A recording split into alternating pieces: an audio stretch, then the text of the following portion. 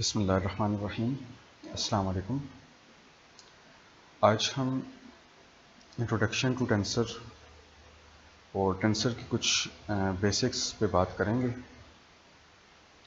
हम बिल्कुल बेसिक्स से स्टार्ट करेंगे और देखेंगे कि हम एक टेंसर तक एक टेंसर जो है वो क्या चीज़ होती है और हम किस तरह से उसको डिफ़ाइन करते हैं, और एट दी एंड इस लेक्चर के एंड पे हम जो काम करेंगे वो टेंसर की एक डेफिनेशन बनाने की कोशिश करेंगे। So first of all let's say कि आपके पास टेम्परेचर है जो कि आपको पता है कि एक स्केलर क्वांटिटी है, और किसी भी जगह का जो टेम्परेचर है लेट्स से कि वो 273 केल्विन आपके पास मौजूद है। अब ये जो स्केलर क्वांटिटी है इसको स्पेसिफाई करने के लिए जस्ट आपको एक मैग्नीट्यूड की ज़रूरत होगी जो कि आप दे देंगे। लेट्स से कि आप 3 डिग्री एक मैग्नीट्यूड दे देते हैं टेम्परेचर को, या 273 डिग्री आप टेम्परेचर को एक मैग्नीट्यूड दे देते हैं। अब इस टेम्परेचर को रिप्रेजेंट करने के लिए हमें किसी किस्म की कोई डायरेक्शन की ज़रूरत नहीं होगी, मतलब कि हमें बेसिस की ज़रूरत नहीं होगी, बेस वेक्टर जिसको आप कहते हैं, या जो आपको डायरेक्शन की बात करता है। तो मतलब इसका कोई और कंपोनेंट नहीं होगा, जस्ट आपके पास ये इसकी मैग्नीट्यूड होगा। ओके, सो उसके बाद अगर आप बात करें डिस्प्लेसमेंट की, तो डिस्प्लेसमेंट को अगर आपने रिप्रेजेंट करना है, लेट्स से कि आप कहते हैं पॉइंट ए से लेके पॉइंट बी तक ये हमारे पास एक डिस्प्लेसमेंट है। तो उस डिस्प्लेसमेंट को मेजर करने के लिए आपको दो चीज़ें रिक्वायर्ड होंगी। सबसे पहले तो इसका मैग्नीट्यूड होगा डिस्प्लेसमेंट का, जो कि आपको रिक्वायरमेंट होगा कि वो कितने किलोमीटर का ये फासला है, या कितने मीटर्स का है, या कितने सेंटीमीटर्स का ये डिस्टेंस या डिस्प्लेसमेंट है, सॉरी। तो वो आप उसका मैग्नीट्यूड के तौर पे ले लेंगे। और दूसरा ये होगा कि आपको इसकी डायरेक्शन चाहिए होगी कि वो उसकी जो डायरेक्शन है वो किस तरफ है। तो उसके लिए फिर आपको ये करना होगा कि आपको एक कोऑर्डिनेट सिस्टम डिफ़ाइन करना होगा, एक्स वाई जी प्लेन्स आपको डिफ़ाइन करने होंगे। और उसमें फिर आप ये बात देखेंगे कि फिर आप उसको कंपोनेंट्स में डिवाइड करेंगे। यहाँ से आपके पास यहाँ पे -19 आ जाएगा जो कि माइनस एक्स एक्सिस के अलॉन्ग है। फिर आपके पास 12 आ जाएगा, +12 आ जाएगा जो कि आपके पास अलॉन्ग वाई एक्सिस के अलॉन्ग है, प्लस 0.54, लेट से कि हम एक कुछ मतलब कि आर्बिट्ररी तौर पे ले लेते हैं ये इस तरह से 0.545 किलोमीटर आपके पास जी एक्सिस के अलॉन्ग। जब आप एक्स एक्सिस के अलॉन्ग कितने किलोमीटर, उसके बाद वाई एक्सिस के अलॉन्ग कितने किलोमीटर, जी एक्सिस के अलॉन्ग कितने किलोमीटर तक जाएंगे तो आप पॉइंट बी पे पहुंच जाएंगे। ये तीन कंपोनेंट्स उसके डायरेक्शन को शो करते हैं। और ये बेसिकली आपको, अगर आप डिस्प्लेसमेंट की अब बात करें, तो आपको डिस्प्लेसमेंट को रिप्रेजेंट करने के लिए आपको एक मैग्नीट्यूड चाहिए होगा, और दूसरा आपको बेस वेक्टर चाहिए होगा या डायरेक्शन चाहिए होगी। मतलब इसमें हमारे पास किसी किस्म का कोई बेस वेक्टर या बेस कंपोनेंट हमारे पास यहाँ पे नहीं था, लेकिन हमारे पास यहाँ पे अब एक बेस कंपोनेंट हमारे पास यहाँ पे आ गया है। उसके बाद हम एक बात करते हैं कि हमारे पास स्ट्रेस है। ये आपके पास कोई भी एक ऑब्जेक्ट है, और इसमें हमारे पास जो है, जो आपको स्ट्रेस का फार्मूला पता है कि फोर्स पर यूनिट एरिया होता है। तो हमारे पास इसके ऊपर डिफरेंट जो डायरेक्शंस हैं उनसे फोर्स इसके ऊपर लग रही है, और उसमें से हम एक छोटा सा एक क्यूबिक साइज़ आप पीस ले लेते हैं। और अगर आप इस क्यूब को यहाँ पे देखें, तो ये जितनी भी इसके ऊपर फोर्सेस लग रही हैं, इनकी बेसिकली अगर आप इसको देखें तो ये कुछ ख़ास तरह से आप इसको रिप्रेजेंट कर सकते हैं। इसकी फेसेस के ऊपर अगर आप उन फोर्सेस को देखें, फोर्सेस पर यूनिट एरियाज़ को, तो आप ये कहेंगे कि आपके पास ये जो आपके पास एक फेज़ है, ये जो आपके पास एक्स एक्सिस के ऊपर यहाँ पे लाई कर रहा है, उसके ऊपर एक इस तरफ फोर्स लग रही होगी, एक आपके पास इस तरफ लग रही होगी, और एक आपके पास इस तरफ लग रही है। इन द सेम वे अगर आप सेकंड फेज़ की बात करें तो वो भी इस तरह से, और ये तीन तरह से फोर्सेस लग रही होंगी। इसी तरह यहाँ पे अगर आप बात करें तो अपवर्ड, इस तरफ और इस तरफ, ये तीनों आपके पास फोर्सेस। और इसके अपोजिट में यहाँ पे अगर डाउनवर्ड स्पेस की बात कर लें तो उसके ऊपर वो जो सिग्मा वाई, लेट से कि आप स्ट्रेस की बात करते हैं, तो वो सिग्मा वाई इसके ऊपर ऐसे ही यहाँ पे भी होगा। इधर अगर आपके पास टा वाई एक्स है, ये अब चीज़ें क्या हैं हम इनको बाद में देखते हैं, लेकिन यहाँ पे भी आपके पास ये टा एक्स वाई होगा। तो इनके अपोजिट फेजेस को हम एज इट इज़ जिस तरह से वो हैं वही से ही ले लेते हैं। तो यहाँ तक अगर आपको बात समझ आ गई, तो अब आप इसी चीज़ को हम थोड़ा सा और एलेबोरेट करके इन फिगर्स के अंदर देख सकते हैं। कि ये देख लीजिए कि आपके पास ये जो एक फिगर है, इसके ऊपर लेट से कि वो सिग्मा 1 लग रहा है, जिसको आपने जस्ट सिग्मा एक्स का नाम दे दिया था हम इसको, या सिग्मा एक्स एक्स आप इसको कह सकते हैं, या सिग्मा 1 हमने इसको कह दिया।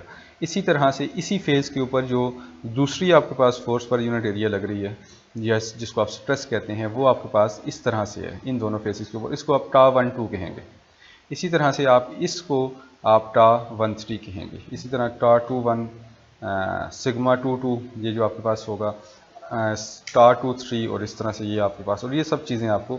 अब इसमें एक चीज़ जो गौर करने के लिए है वो ये है कि अब ये देखिए कि सिग्मा 1 1 है, तो एक्स एक्सिस के ऊपर जो प्लेन आपके पास है और वो जो फोर्स आपके पास एक्स एक्सिस पे लग रही है उसको आप सिग्मा एक्स का नाम देते हैं। या मतलब आप फर्स्ट आपके पास जो प्लेन है जिसको अगर आप यहाँ पे देखें तो ये आपको ये देखिए कि 1 के साथ रिप्रेजेंट हो रहा है, तो इस 1 के ऊपर जो भी आपके पास प्लेन मौजूद है और उसके ऊपर जो फोर्स लग रही है इसी 1 की डायरेक्शन में, इसी वेक्टर की डायरेक्शन में, उसको आप सिग्मा 1 1 का नाम दे देते हैं।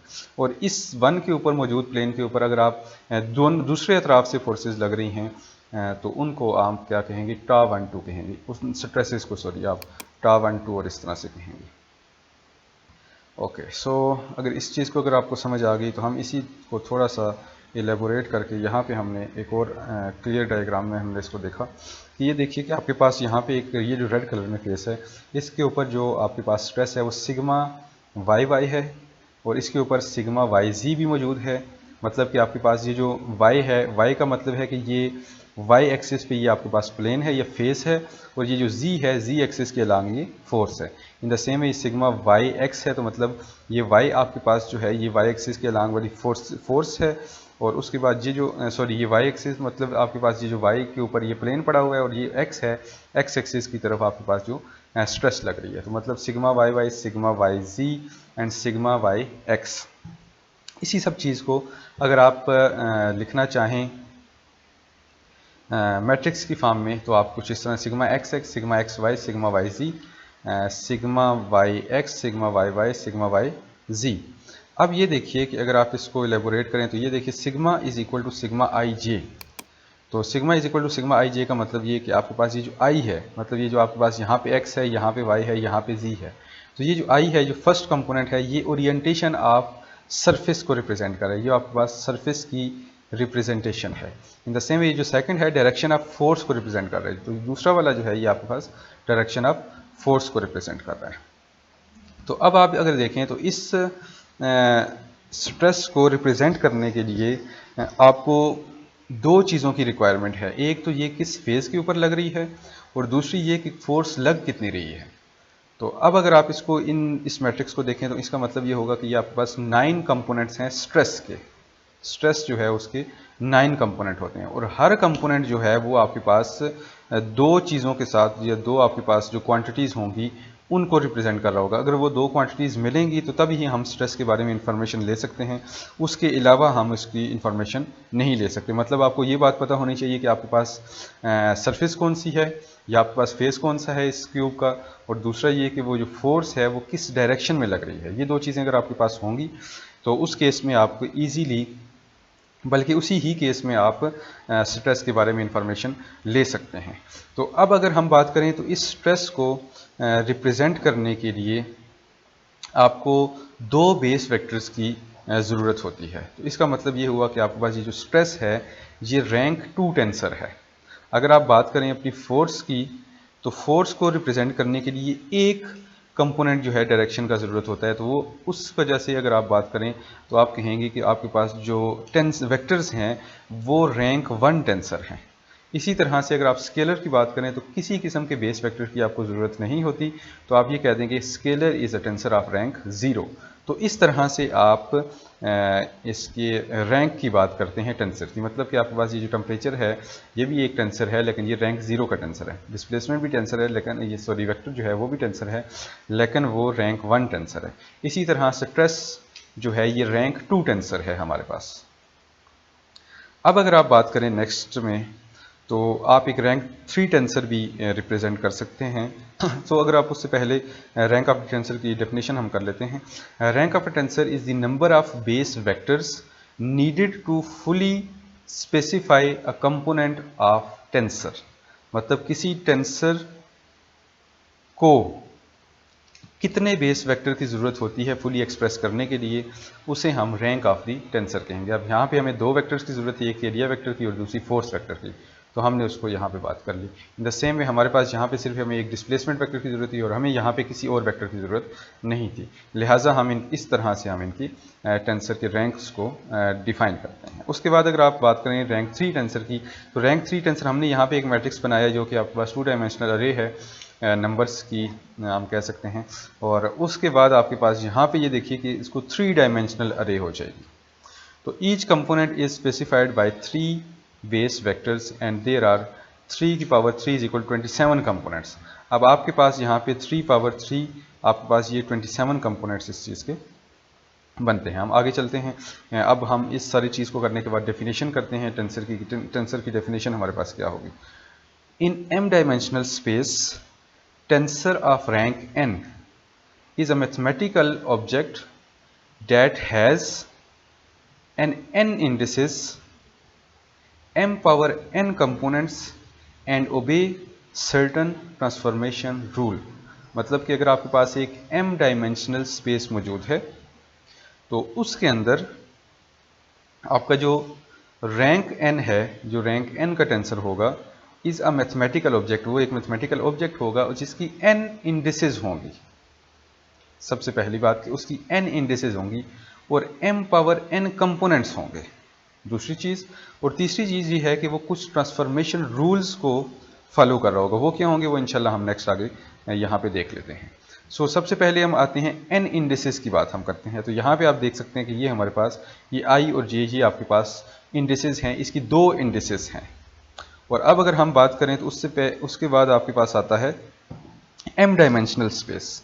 तो m डायमेंशनल स्पेस, अब हम इसकी जो बात कर रहे हैं ये हमारे पास 3 डायमेंशनल स्पेस है, जिसको आप x, y, z 3 डायमेंशन आप लेते हैं। तो ये m डायमेंशनल स्पेस आपके क्या पास आ गई है।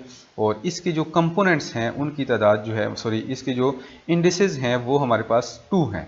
तो अब अगर हम बात करें तो n की वैल्यू हमारे पास 2 है और m की वैल्यू मैं यहाँ पे इस बात को लिख लेता हूँ ताकि हमें समझने में थोड़ी आसानी हो जाए।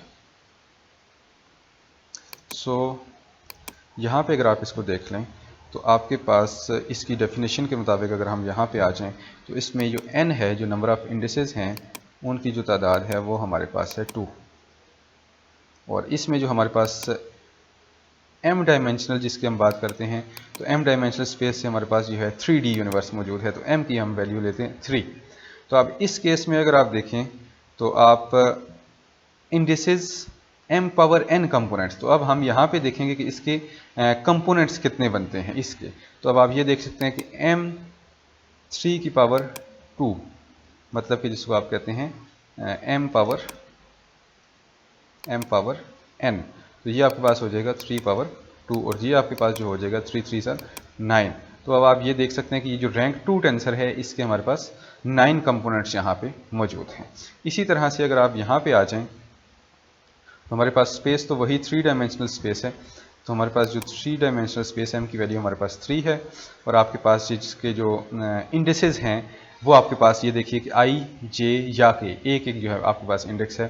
तो अब आप इसकी पावर 1 ले लेते हैं तो ये आपके पास आ जाएगा 3। तो इसका मतलब है कि जो वेक्टर्स होते हैं उसके 3 कंपोनेंट्स आपको यहाँ पे मिल जाते हैं। इसी तरह से अगर आप यहाँ पे आ जाएं टेंसर्स की तरह, सॉरी टेम्परेचर की तरफ अगर आप आ जाते हैं तो ये भी 3 डायमेंशनल स्पेस के अंदर ऑब्वियसली यहाँ पे हमारे पास मौजूद होता है। और इसमें जो वेक्टर्स की ज़रूरत होती है वो हमारे पास 0 वेक्टर की ज़रूरत होती है, किसी वेक्टर की ज़रूरत नहीं होती। तो आप ये देख सकते हैं कि इसका 1 ओनली इसका जो है वो 1 कंपोनेंट है और वो जो है वो जस्ट आपके पास एक स्केलर है। अब हम आते हैं यहाँ तक अगर आपको बात समझ आ गई तो अब हम ये देखिए कि रैंक 3 टेंसर है। तो अब आप ये देखिए कि इसके जो कंपोनेंट्स हैं वो 3 पावर 3 होंगे, मतलब इसकी इंडिसेस जो होंगी वो 3 होंगी और उसके बाद इसके जो नंबर ऑफ़ कंपोनेंट्स होंगे वो 27 होंगे। अब अगर आप इस मैट्रिक्स को ज़रा गौर से देखें तो इस ए की हम बात करते हैं, तो इस ए की अगर हम बात करते हैं तो इसकी आपके पास 3 कंपोनेंट्स कैसे बनेंगे। अगर आप मैट्रिक्स को, इस मैट्रिक्स को अगर आप ये देखें तो ये फर्स्ट रो फर्स्ट कॉलम या first row second column, first row third column के तौर पर रिप्रेजेंट करता है। तो इसको अब ये देखिए कि ये आपके पास एक एलिमेंट है जो कि फर्स्ट रो, जो कि इस तरफ, लेट्स से कि आपके पास इस डायरेक्शन को हम ले लेते हैं x, ठीक है। इसी तरह से ये अपर डायरेक्शन को हम ले लेते हैं, सॉरी y ले लेते हैं यहाँ से। और उसके बाद हमारे पास एक और डायरेक्शन है जो इस तरफ जा रही है, तो इस डायरेक्शन को हम z ले लेते हैं। तो ये जो ए कंपोनेंट है ये एक्स एक्सिस के अलांग भी, ये जो पहला कंपोनेंट है वाई एक्सिस के अलांग भी और जी एक्सिस के अलांग भी। अगर आप यहाँ पे इस कंपोनेंट की बात करें, इस कंपोनेंट को हम लिखने की कोशिश करते हैं, तो अब आप ये देखिए कि ए आपके पास ये एक्स वाई जी हम करते हैं, पहला एक्स होता है, दूसरा आपके पास वाई होता है और तीसरा आपके पास जी होता है। तो एक्स एक्सिस के अलांग अगर आप इसको देखें तो ये एक्स एक्सिस के अलांग फर्स्ट पोजीशन के ऊपर मौजूद है, एक्स एक्सिस का ये पहला कंपोनेंट है। वाई एक्सिस के अलांग भी देखें तो ये वाई एक्सिस का भी यहाँ पे 1 है। लेकिन अगर आप जी एक्सिस के अलांग इसको देखें तो ये जी एक्सिस के अलांग इसकी जो डायरेक्शन ये है 2 है। अगर हम इसको यहाँ से स्टार्ट करें, मैंने इस एरो को यहाँ पे लगा दिया, लेकिन अगर आप इसको यहाँ से इस तरफ लेके जा रहे हैं, इस तरफ सॉरी, तो फिर आप जो है इसको 1 1 2 लिख देंगे, और अगर आप नहीं भी लिखेंगे तो इसको 1 1 2 ही लिखेंगे और इसको 1 1 3 फिर लिख देंगे अगर आप इसको इस डायरेक्शन में लेके जा रहे हैं। एनीवेज, तो 1 1 2 आपके पास ये है, इन द सेम वे ये 1 1 3 हो जाएगा। तो इस तरह से ये आपके पास रैंक 3 टेंसर, या ये जस्ट एक मैट्रिक्स है, इसको आप सॉल्व करते हैं। और कुछ अगर आप एक चीज़ और भी देख लें कि आपके पास जो टेंसर्स होते हैं ये मैट्रिसेस नहीं होते, क्योंकि मैट्रिसेस जस्ट अरे ऑफ नंबर्स होता है, वो उसमें कोई डायरेक्शन का कोई कंसेप्ट नहीं होता। लेकिन आपके पास जो टेंसर्स हैं उसमें बाकायदा आपके पास डायरेक्शंस भी आती हैं। ओके, नेक्स्ट हम ज़रा ट्रांसफॉर्मेशन रूल की तरफ देख लेते हैं। उसमें यह है कि tensor is an object that transforms like a tensor. ये जस्ट आपके पास एक सिंगल स्टेटमेंट है, ये टेंसर की तरह से ये ट्रांसफॉर्म होता है। Tensor is an object that is invariant under a change of coordinate system with components that change according to special set of mathematical rules. अगर आप इस डेफिनेशन को देखें कि ये invariant under certain change in coordinate system है। Let's say कि हम आते हैं यहाँ पे, अब अगर हम एक नया कोऑर्डिनेट सिस्टम यहाँ पे ले लेते हैं और उस कोऑर्डिनेट सिस्टम की लेट्स से कि उस कोऑर्डिनेट सिस्टम को मैं, उसमें हमारे पास एक्स एक्सिस यहाँ पे इस तरह है, थोड़ा सा हम इसको रोटेट कर देते हैं, सारे के सारे कोऑर्डिनेट सिस्टम को हम अगर रोटेट कर दें तो उस केस में अब ये देखिए कि ये इस तरह से हो जाएगा, ये एक्स, ये आपके पास वाई और ये आपके पास जी। तो मतलब कि ये हमने इसी कोऑर्डिनेट सिस्टम को जब हम यहाँ पे लेके आए हैं तो जस्ट हमने इसको एक इस तरह से हमने इसको रोटेट कर दिया थोड़ा सा। अब हमने रोटेशन कर दी, तो क्या रोटेशन के करने से ए और बी पॉइंट के ऊपर कोई फर्क पड़ेगा? नहीं पड़ेगा। क्यों? उसकी रीज़न ये है कि अब आपकी ये जो रोटेशन आपने कर दी है, ए पॉइंट तो आपका फिक्स है और बी पॉइंट भी आपका फिक्स है। अब होगा सिर्फ इतना कि आपके ये जो कंपोनेंट्स हैं, जिनको आप एक्स वाई जी कंपोनेंट्स कह रहे हैं, इनकी अपनी वैल्यूज़ जो हैं वो चेंज हो जाएंगी, लेकिन ओवरऑल मैग्नीट्यूड जितना ये ज़्यादा होगा उतना ये कम हो जाएगा, जितना ये कम होगा उतना ये ज़्यादा। तो ओवरऑल जो है आपके पास जो एक रिजल्ट आएगा इन दोनों का, वो आपके पास सेम आएगा। लिहाजा इसकी रोटेशन की वजह से इसके ऊपर किसी किस्म का, इसकी कम से कम ए से लेके बी तक के फासले के ऊपर, ये जो आपने एक वेक्टर को डिफाइन किया, इस वेक्टर के ऊपर कोई किसी किस्म का चेंज नहीं आया। तो इस तरह से अगर आप ट्रांसफॉर्मेशन रूल्स की बात करते हैं तो ये इनवेरिएंट है अंडर सर्टन ट्रांसफॉर्मेशन। इसके लिए अगर आपको इससे पहले याद हो तो आपने एक रोटेशन की वजह से जो है ना वो इनवेरिएंस की बात की थी आपकी, I think mathematical methods of physics Arfken के फर्स्ट चैप्टर के अंदर आपके पास मौजूद थे ये ट्रांसफॉर्मेशन। तो आप इसको बहुत ज़्यादा डिटेल से अगर देखना चाहते हैं तो आप इसको वहाँ से देख सकते हैं कि ट्रांसफॉर्मेशन, तो वो कुछ खास सर्टन ट्रांसफॉर्मेशन रूल्स को भी फॉलो करना चाहिए किसी एक टेंसर को। और उसके बाद हम आते हैं जी लेट्स से कोऑर्डिनेट सिस्टम, ये उसी की अब दोबारा एक और बात हो रही है। Coordinate system change intuitions to specify component of rank n tensor need magnitude of component and base vectors to specify component of rank n tensor. ये तो वही बात की उसको मैग्नीट्यूड की ज़रूरत होती है एन बेस वेक्टर्स की। Suppose L is a coordinate transformation, आपने एक एल जो है वो कोऑर्डिनेट ट्रांसफॉर्मेशन कर दी है अप्लाइड टू अ टेंसर, जो कि आपने टेंसर के ऊपर अप्लाई की है। आपने यहाँ पे जो उस एल को नाम दिया था, हमने यहाँ पे उस एल को रोटेशन का नाम दिया था। उन्होंने यहाँ पे ये जो आपके पास ये जो ट्रांसफॉर्मेशन हमने की रोटेशन है, तो यहाँ पे उन्होंने एक एल के तौर पर कोई वैसे ही एक ट्रांसफॉर्मेशन ले ली जनरल सी। और उसके बाद भी बात है suppose L is the coordinate transformation magnitude of the tensor component will transform like L. तो आपके पास वो जो उसका मैग्नीट्यूड होगा वो एल की तरह से ट्रांसफॉर्म हो जाएगा, मतलब कि आपके पास हर एक कंपोनेंट का जो मैग्नीट्यूड होगा वो अलग अलग अंदाज से ट्रांसफॉर्म हो जाएगा। उसके बाद क्या है, according to base vector will transform according to L inverse. जो आपके पास बेस वेक्टर्स होंगे वो एल इनवर्स के तौर पे रिप्रेजेंट हो जाएंगे। अब ये देखिए effect of L and L inverse वो क्या होगा, वो आपके पास कैंसिल आउट हो जाएगा। Same overall tensor as under old coordinate. अब वो जो देखिए कि आपके पास जो टेंसर है वो आपके पास सेम रहेगा जैसे पुराने कोऑर्डिनेट्स के अंदर मौजूद था। एक चीज़ आपके पास एल के तौर पे अगर ट्रांसफॉर्म होगी तो आपके पास जो दूसरी चीज़ है वो आपके पास एल इनवर्स के तौर पे ट्रांसफॉर्म हो जाएगी। अब ये देखिए कि आपके पास जो suppose L is a coordinate transform operator applied to a tensor, magnitude of the component will transform like n। अब उसका मैग्नीट्यूड जो होगा वो L के तौर पे होगा और जो उसकी डायरेक्शन वेक्टर्स होंगे या यूनिट वेक्टर्स होंगे वो L इनवर्स के तौर पे ट्रांसफॉर्म हो जाएंगे। अब ये होगा कि इन दोनों का जो आपस में ट्रांसफॉर्मेशन है वो कैंसिल आउट हो जाएगी और आपको एज सच आंसर जो है वो मिल जाएगा। Matrices representation of rank to tensor just अरे ऑफ नंबर। आप याद रख लें कि जो आपके पास मैट्रिसेस हैं वो जस्ट अरे ऑफ नंबर्स हैं, उससे ज़्यादा आपके पास कुछ भी नहीं है। Required detail specification and are tensor invariant under change of coordinate. अब इस मैट्रिक्स के अंदर आपको किसी किस्म का कोऑर्डिनेट चेंज या बाकी सब चीज़ें जो हमने मैट्रिक्स की डेफिनेशन में की हैं मैट्रिक्स के अंदर आपको नहीं मिलेंगी, लेकिन टेंसर को अगर आपने रिप्रेजेंट करना है तो फिर वो सब चीज़ें आपको टेंसर की इंफॉर्मेशन के अंदर मौजूद होनी चाहिए। लिहाजा जो मैट्रिसेस होते हैं वो टेंसर्स नहीं होते, लेकिन हम मैट्रिसेस को कुछ जो है ना कैलकुलेशंस करने के लिए, टेंसर्स की कुछ कैलकुलेशंस करने के लिए हम जस्ट सॉल्व करते हैं। Matrix otherwise just number of अरे ऑफ नंबर है, सॉरी।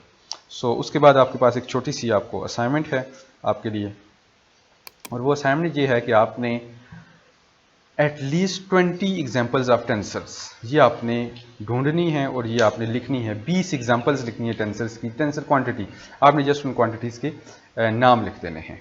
तो ये 20 एग्जाम्पल टेंसर्स की ये आपकी असाइनमेंट होगी। सो अभी के लेक्चर में हम यहाँ तक ही करते हैं। इंशाल्लाह नेक्स्ट लेक्चर में हम टेंसर एनालिसिस को थोड़ा सा आगे बढ़ाएंगे और आइंस्टाइन सम्पशन कन्वेंशन की तरफ हम जाएंगे। So thank you.